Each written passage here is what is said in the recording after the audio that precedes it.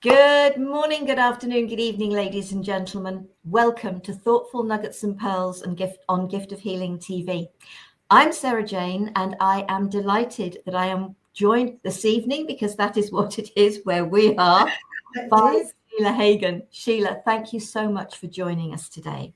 Well, thank you for inviting me, Sarah. It's lovely to be here. Thank you. It's a real pleasure. The topic of our conversation for this program is, do you have the right to feel good? I know what yours and my answer is. It's a simple three-word answer, three-letter answer, but it's a matter of sharing this. So, Sheela, share a little about yourself and why this particular topic is so important to you. Well, like many people, I come from a background of difficult relationships, abusive relationships sometimes. And I definitely didn't feel good in my younger years. And it led me to, I've always been a practitioner. I started off as a herbalist, a naturopath, an iridologist, and sort of worked my way into my spiritual and self-development aspect. And it was only really then that I really thought about whether we have this sort of well-being, this feel-good factor. And it was desperately important to me. I've worked with a lot of ladies from abusive backgrounds. And, well, at the end of the day, we all want to feel good. That's the bottom line, isn't it? Yeah. Oh, 100%. And it's about the feeling. Absolutely. Really be able to feel that deep down inside of us. It's not just that fake smile on your face that's well, okay, this is better than it has been. Yeah. Well, you could define it by well, it's not a constant state, is it? We go up and down. Of course we do. We're happy, we're sad, we're anxious, we have all sorts of different emotions during a day. But feeling good and feeling happy with yourself is really about feeling your well-being, and you feeling content and satisfied and fulfilled and having purpose in your life.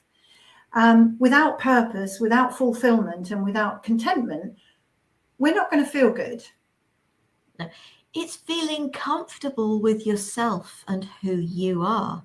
And I think the big problem is that, not just for women, because I think it's very much gone for little girls, little boys, and it goes up the way that we've been brought up. Big boys don't cry, but we also get big girls don't cry. Yes. It's almost as if to say, oh, get over yourself.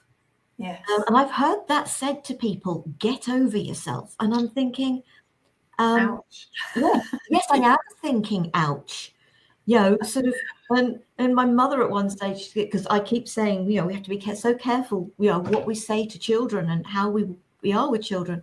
And she said, so you mean we've really got to be careful what we say to children? I said, absolutely. Well, that's where we learn to feel good or not. Yeah.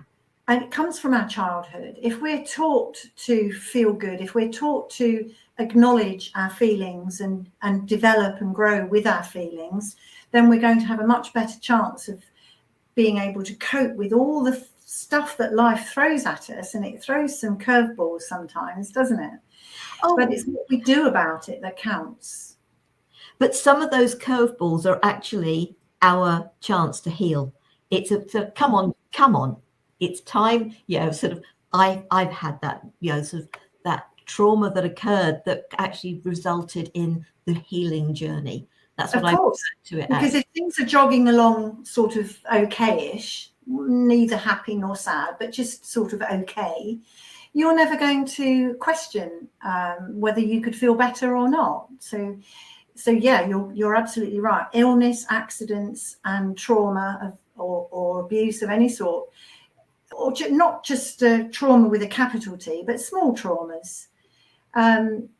Sometimes when we're not well, or we've been involved in some kind of accident, it's a wake-up call. It's like, is this how you really want to be? Yeah. And of course, then we we realize that we actually have choices. And this is the exciting bit. We have a choice whether we want to feel good or not. We have a choice whether we look at things in one way or look at things in another way. Which feels better?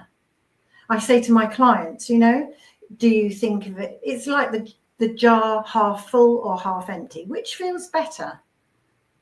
Of course, you know. Yeah. So a lot of my work is about relieving people or helping people to understand what's preventing them from feeling good as well. So it's like negative thinking about fear and anxiety and overwhelm and all those kind of feeling just stressed all the time.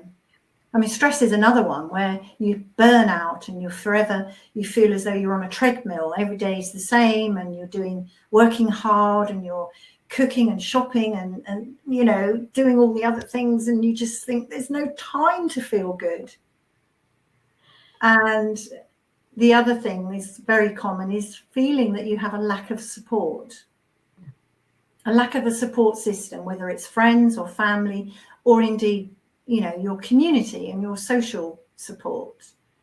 We're social animals. We need each other. Some of the happiest people are people in good relationships. But I think the most important relationship is the one with yourself. Indeed. And we are not taught that that's okay. Well, you know, I guess some of your listeners and watchers might be thinking, well, what on earth is a relationship with oneself?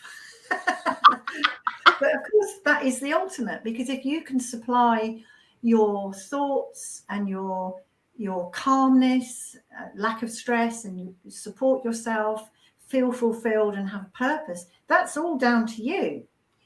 It's not external. You know, it's like that saying, isn't it? Happiness, it's not a destination, it's the journey. Yeah. So we can't, well, we do hear people say all the time, when I get this, when I get the new car, when I find the perfect partner, I'll be happy.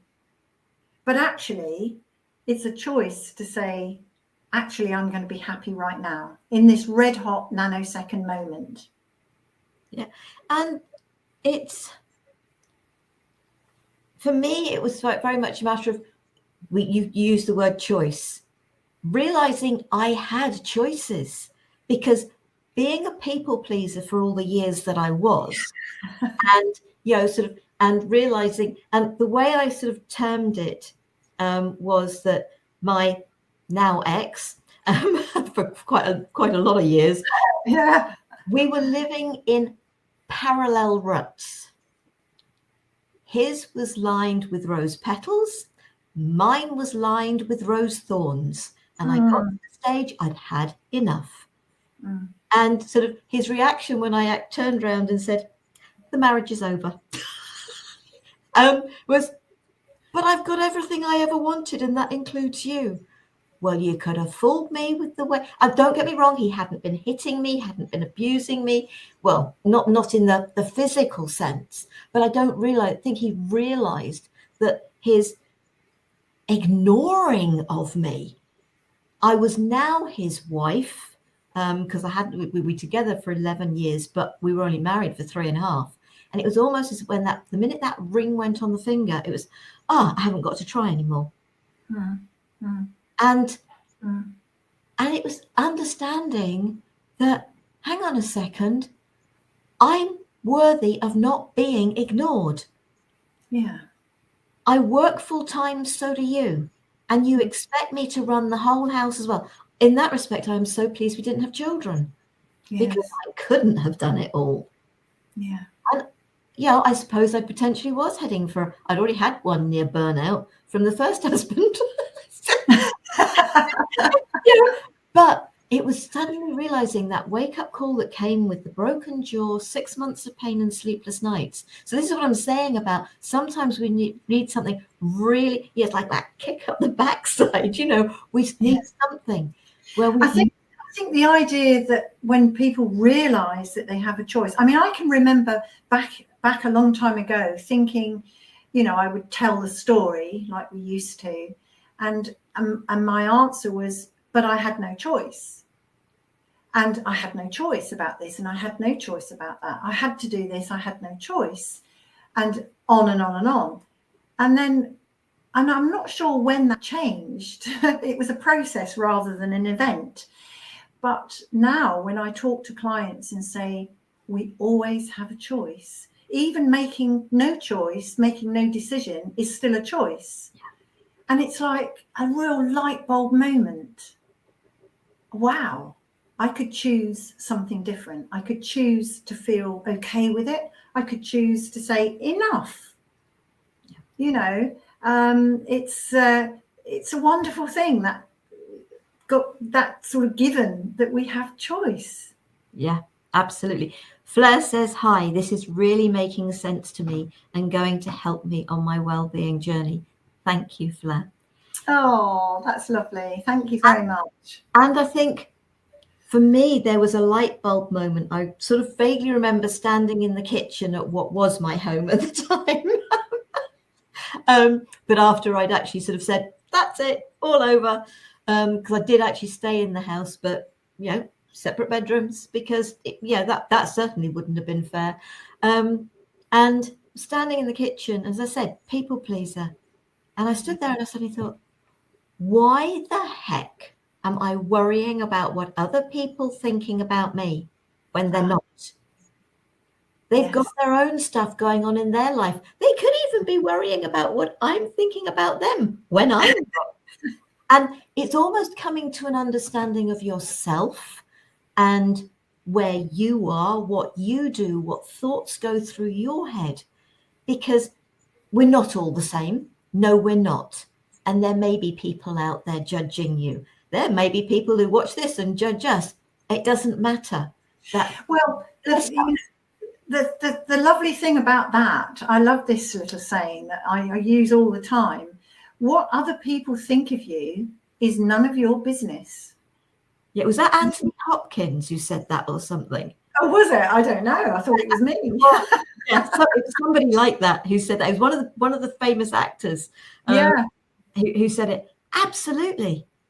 And we worry so much. So many people worry about what are people going to think if I do this, or if I say that, or if I go there, or, you know, I mean, I've just recently started watercolor painting.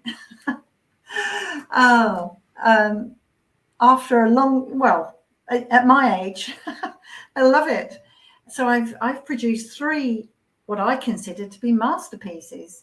I'm not really interested what anybody else thinks, because it's an expression of what I want to do, and I'm not hurting anyone by doing it. So what other people think about all sorts of things, about how I dress or how I wear my hair or my painting, it's none of their business. And it's not my business what they're worrying about. Yeah. Because the truth is, they're probably not even the remotest bit interested. And it's like, really? You know? So if people want to do something or make a choice or make a change in their life to feel better, it's nobody's business except yours. Yeah. Absolutely. And it's your choice and your way of creating your own happiness. Yeah. Oh, absolutely. Sort of when I sort of started this wake up bit of it, like, why am I worrying? I had stopped myself from doing so many things that, and then the monkey mind comes in and says, what about this? What about that? What about the other? And you, before you've even finished the thought about you'd like to do it, you've talked yourself out of it. Yes. And I remember something came through the door. It must have been to do with the Wolf Trust, which is at Beenham near Reading. And I'd seen something about the Wolf Trust and the fact that you could go for a walk with wolves. And then I had this magazine, which I still do have. It was their very, very first copy of Wolf Print. And in there was a leaflet about a trip to Romania with the Carpathian Large Carnivore Project to track wolves and lynx for a scientific, not to kill. I would never have anything to do with the kill. And I did it. I went on it. I spent 2 weeks in the Carpathian Mountains. And seriously, it was a freedom to do that. I abseiled off the water tower in Poole. My mother's reaction when I did that was, she was all up in arms about it. It's just like, I'm doing it. It doesn't matter what you say, what you think, I'm doing it. Yes. And I've been about having experiences, because I feel that for so many years, so over 40 years of my life, I didn't let myself experience new stuff. Yeah. I was totally unadventurous. Yeah. So I've done a wing walk. I've flown a helicopter. I've walked with the wolves, but I've even thrown a pot, made some pottery. It doesn't have to be the big things. It's the little things. Yeah. Well, just into my 70s now, I've just become a podcast host. Oh, I say we're just about a year old now. So, I mean, this is a huge adventure for me. My co-host, Steph, came to me and said, would you like to get involved with a podcast? And at the time I said, what's a podcast? And here we are. The rest is history, as they say. So we've got 80 episodes out now. And it's all about happiness and feeling good and well-being. And so huge adventure. And I'm loving it. Loving it. Absolutely. It is about, it's having that courage to just be yourself. Yes. And the one thing I do for myself every day is I praise myself, to encourage myself, because I'm not going to get it from anywhere else. It's just like, you've done really well this morning. It doesn't matter how much or little you've achieved. Yeah. It's, what are you looking for from others? Mm-hmm. Give that to yourself. Well, I always say to people, be yourself, because everyone else is taken. Yep. So make a decision, perhaps a choice, to be the best version that you can be the happiest, be the most fulfilled, be the most spontaneous, be the most beautiful, gorgeous person that you are, and just be it, live it, love it. I mean, it's just, I think it's very exciting. I absolutely love my life. I can't always say that I haven't always. This has been a process, as I say, from breakdown and quite sort of horrible sort of state. But I see it as a blessing.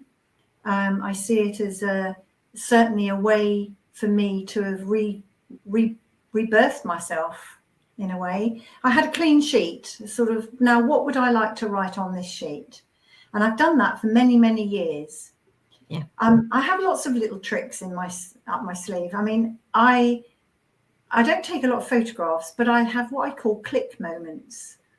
So if I'm out in nature, I just sort of look over there and I think, oh my goodness, that's a click moment. And I click it in my brain, and I've got that vision stored in my mind. And it's about creating fantastic feel-good memories as well. Like your trip with the wolves. I mean, I spent a week with elephants in Thailand a few years ago, and that was life-changing as well. So, these experiences are all a choice. Oh, absolutely. Not everything that we've said is going to speak to you, but what is speaking to you? What is it that you would like to? And as I said, it doesn't have to be the big things, sort of that. I've always fancied throwing a pot and being able to make a bit of and that was fun to do. Yes. It really was. And I've got, and the girl sort of said to me, she said, are you sure you've never done this before? Because it came out really well. Well, it's funny you should say that, because my daughter one year bought me, I think it was for Mother's Day, a pottery lesson. So we both went along eventually, and I walked into the studio and I thought, oh my goodness, I don't know what I'm doing here. I have no idea, never done anything like this before. And I absolutely loved it, and came out saying, I'm a potter. I'm a potter. I can do pots, you know. And I made 3 little bowls, and I'm very, very proud of them. Yeah. So yeah, I mean, it's about finding your passion in life, finding what excites you. Ask yourself, what does excite me? What would make me feel excited and happy and enthusiastic to go and do whatever it is that you want to do? It doesn't matter what it is. And I also think that having new experiences, you have to have lots of new experiences to find out what it is that you like to do and kind of what you don't like to do. I mean, I've never had the desire to climb a mountain.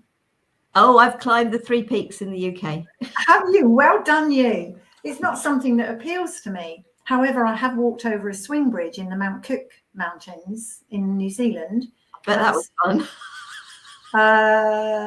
It was a bit scary. Yes, it was very scary, but I did it. Yeah. I haven't quite got to the point of being really proud about it because I still get a bit shaky when I think of it. But you've done it. I've done it. Yes, I've done it. So I think, you know, life really is about having a good time, having experiences that help you to feel good. There's feeling good every morning, every day, every evening. I do make a point of going to bed feeling happy. If something has occurred that's made me feel a little bit flat, then I make sure that I think thoughts that are going to bring me joy, happiness, and contentment before I go to sleep. Because that way you wake up in the morning feeling full of love, hope, and contentment and peaceful. It's a lovely way to end the day and start the day. Gratitude. Yeah, absolutely. Gratitude for, and I suppose that's the way I seem to do it. It's more the gratitude, it's the thank you for, and that's morning and evening. It's part of a routine, if you like, a ritual, and I don't feel comfortable if I don't do it. But for me, thinking about everything that has happened in my life, if somebody said to me, is there anything you'd change? The answer would be no, because I wouldn't be here now. Exactly. I would have had the experiences and the good experiences that I have had. Yeah. If I changed anything, so no. Would I change the scalding as a baby? Would I change the death of my sister? Would I change, sort of the broken jaw? Would I change 2 broken marriages? Would I even getting married in the first place? Would I change anything? I wouldn't be here right now loving what I do, knowing that I can bring support to people because of the experiences I have been through. So, and it's really thinking about what has gone on in your life. And actually, I look at them and think, okay, that scalding, it was a gift I gave myself. That broken jaw was a gift I gave myself. Now, that might sound a very strange way of putting it, but without those, I wouldn't have realized I needed to connect to the inner child to support my younger self to feel good. I wondered when we were going to get to inner child. Yes, because of course we teach our children.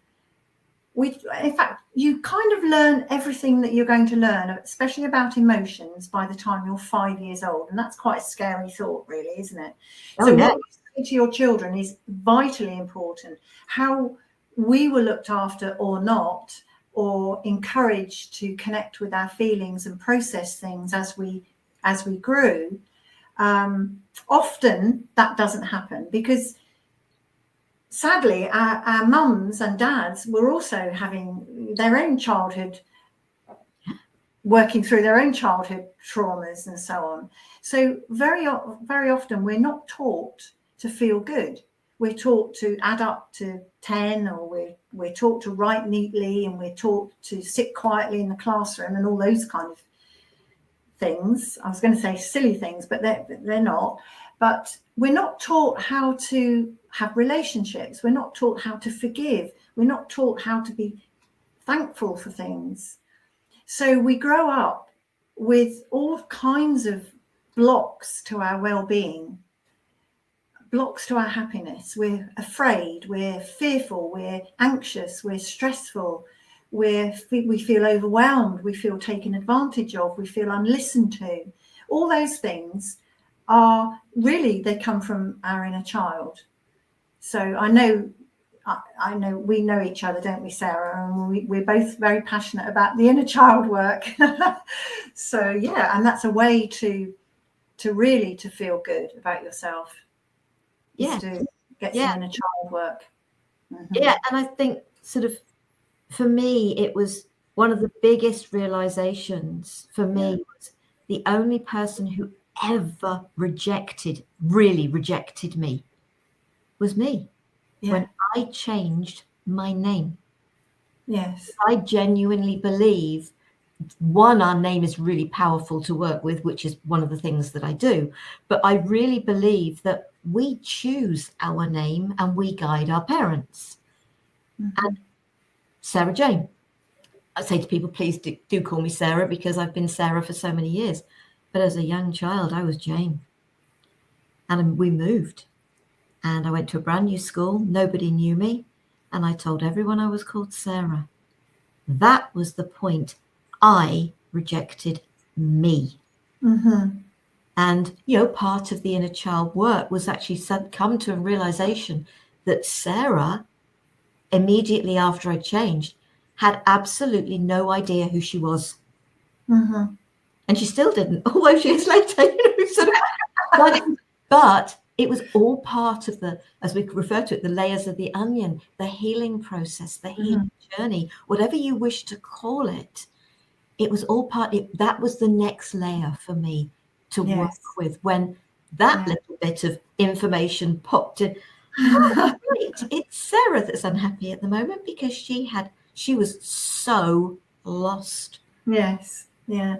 Well, I think a lot of people actually, when the inner child is feeling traumatized, it spills out into our adult life. Yeah. So we find we're often told that we're oversensitive, or we cry a lot, or we feel frustrated and angry a lot of the time.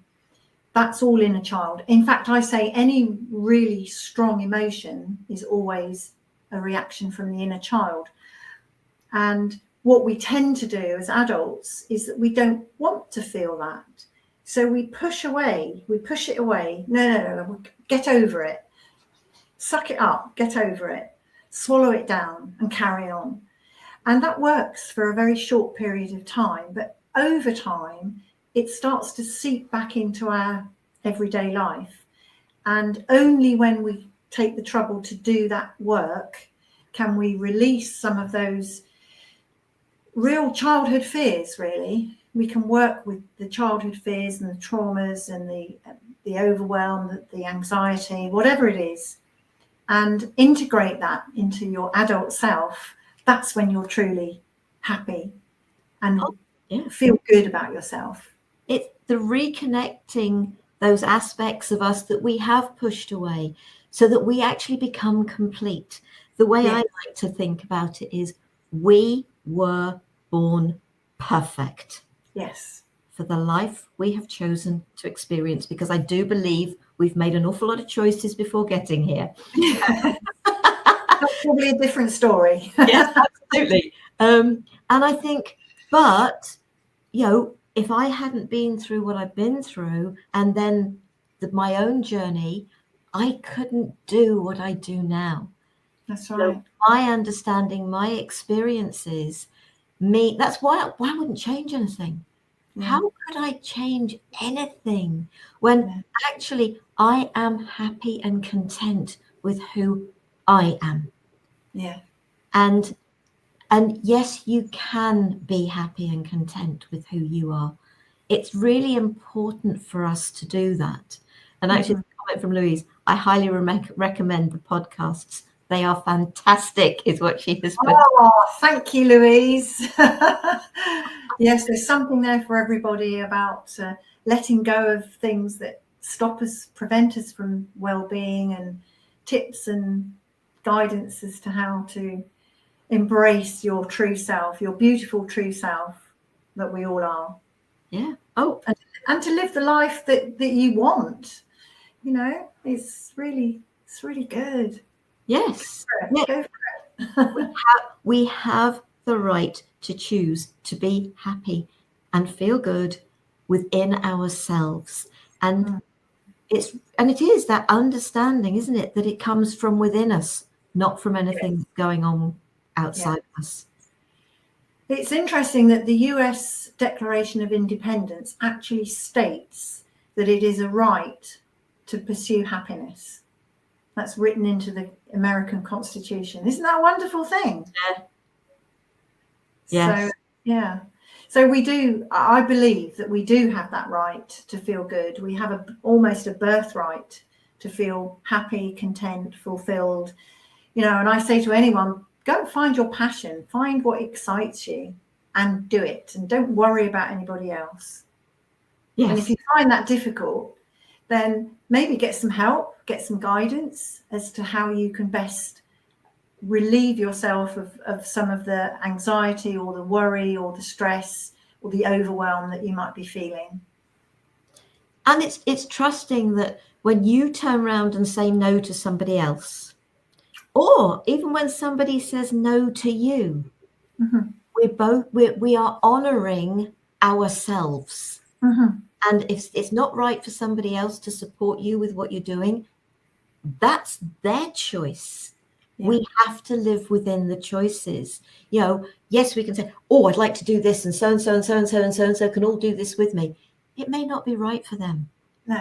Find the way to do it for yourself. And if there are those that wish to go along the journey with you, yeah, absolutely, Louise. It's like you said earlier, it's we have all the resources that we need all inside of us.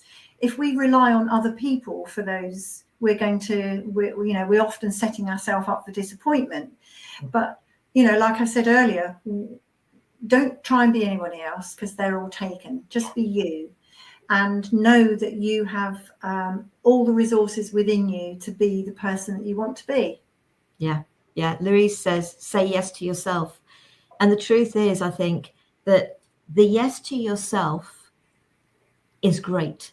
Somebody else saying no to you can actually be the biggest gift they can give you, because they are empowering you to do something for yourself. Yes. Yeah. And I think we look at no as being something very negative, but actually no can be amazingly positive. I think I teach my clients to use the stop sign. If they're feeling that they're being taken advantage of at work or at home, I encourage people to say, put their hand up, the right hand, palm facing. It's a universal stop sign, big smile. Thank you, but no. Yeah. And it's very empowering to yourself, rather than making excuses. Oh, well, I'll try to do it. And, you know, if I can, I will. And all of this rubbish when we know we don't want to do it. And often, especially ladies, we're taught to say yes to everything that we don't want to do. Yes, I'll take on that extra work. Yes, I'll do extra this and extra that. But actually, sometimes saying no is really powerful or empowering to yourself. And so it's very positive. I think within a family, it's when one member of that family has the courage to be true to themselves and say no. Yeah. When one member of the family has, it give the rest of the family permission to do the same. Yes. And certainly within our family, we're very good at making suggestions and thinking, oh, a minute, why did I do that? There you go. Yeah. It's a people pleaser thing. It's yes. Yeah, I still haven't got rid of that. And it's just like, but do you know what? You can still do these things. That's fine. Don't just learn not to make the suggestions if you don't want to do it. Yes, that's right. I think many people are people pleasers. And that also goes back to childhood, actually, because we want we want to make sure everybody likes us. Yeah. Because that's how our parents taught us to be. You know, you won't be liked if you don't do this. You need to look good, you need to be good, you need to look right. Here, let me get that off your face. You're not going out like that, are you? And all these kind of things. It's in order to sort of be accepted by everybody else. But that teaches the child to do, well, we're already taught to do what our mothers want us to do. From a very, very early age, 2 or 3, we have to do what our mother wants us to do. And that's a safety thing. We have to please our mothers because we need to keep safe. Our mothers, after all, feed and clothe us and keep us warm. So it's important to please our mothers. But unless we're taught differently as we grow older, we will always please others. And what about us? How do you please yourself? Where do you put yourself? If you given a list of the most important people in your life, where would you put you? How do you introduce yourself to other people? You know, as a wife, as a mother. Oh, I'm so-and-so's mother. I'm so-and-so's wife. Mm-hmm. Rather than, hi, I'm Sarah. That's right. And then you can put the other bit afterwards. Yeah. But, yeah, how do we, oh, I'm a complementary health therapist. No, I'm Sarah. What I do is a complementary health That's therapist. right. Yeah, and the founder and the main presenter of Different Feeling TV. Oh, yes, we have a lot of strings to our bows. and various other bits and pieces as well that actually I do. But it's not all. But you know, it's absolutely, it's who are you? I am. And it's that power of the I am. Yes. Yeah. Yeah, it really is. Definitely. It's fantastic. Louise has also said I needed to hear that, and I think it was something that you were possibly saying earlier about the stop sign. But I think, you know, sort of we are coming to the end of the program. So Sheela, is there anything that we potentially haven't touched on that you would like to add in at the end of the conversation? No, I don't think so. I think we've sort of chatted about all sorts of angles, haven't we, really? I think I'd like to leave people with the reminder that we always have a choice. And what we think about is how we act in the world. So if we're always giving ourselves self-criticism and almost self-harming in our mind, you know, I'm useless at this, I can't do that, I'll never do that. We kind of berate ourselves. In fact, we speak so badly to ourselves usually, we wouldn't dream of speaking to anyone else in the same tone. So I would suggest that you first of all, become aware of what you're thinking and see how much of that negative self-talk can be turned around into a positive self-talk. And find help. Find people who support your well-being. Yeah, there's a saying, be careful what you're, I'm not sure which one it is, if it's thinking or saying, but actually you can put both in there. You are listening. Absolutely. That's right. And your whole body is listening. Our words that we speak out into the universe are incredibly powerful. They're a vibration. Yeah. So if we're giving out negative vibrations all the time, we're going to attract a lot more negativity into our life, and that goes into the sort of law of attraction and stuff. But it's true. Let me put it this way.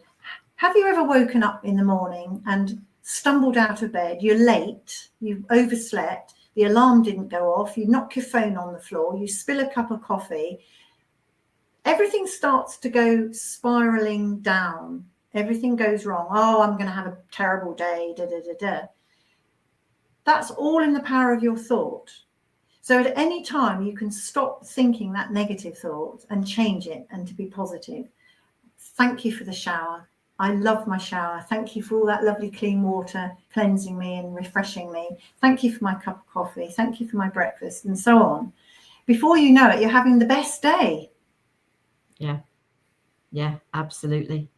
Because you're creating a self-fulfilling prophecy with all the negative thoughts. Yeah, it works both ways. Yes, absolutely. So Yeah, so fill your mind with positive thoughts.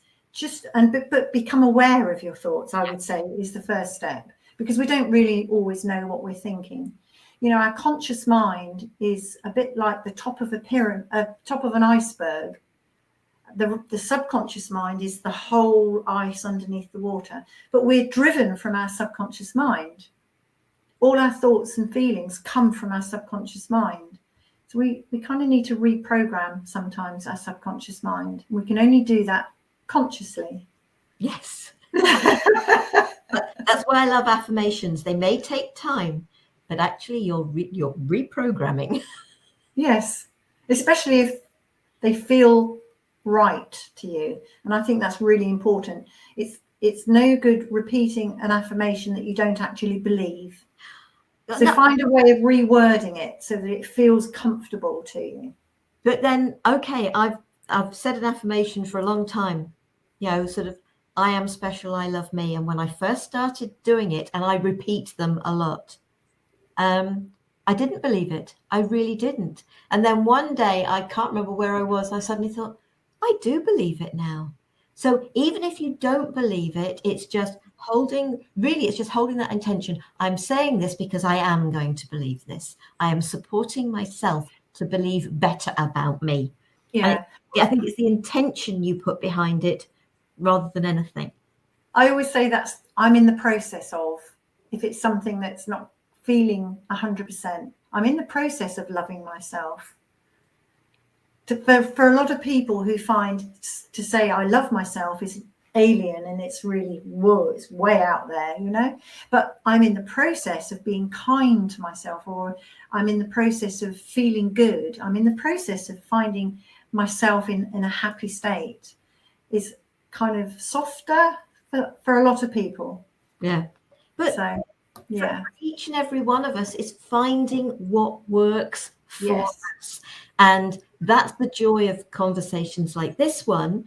People are going to listen to you and think, yeah, absolutely. They might listen to something, oh, yeah, or no, that doesn't resonate with me.